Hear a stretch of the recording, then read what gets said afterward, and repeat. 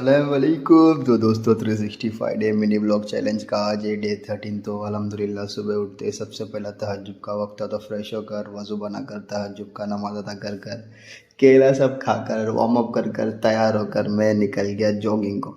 Jogging complete करके घर आके घर के बाहर ही थोड़े दंड मार कर थोड़े नकल पुशअप्स मार कर फजर का वक्त हो गया। तो अल्हम्दुलिल्लाह फजर का नमाज अदा कर कर मैं बैठ गया सुकून से कुरान पाक का तर्जुमा पढ़ने।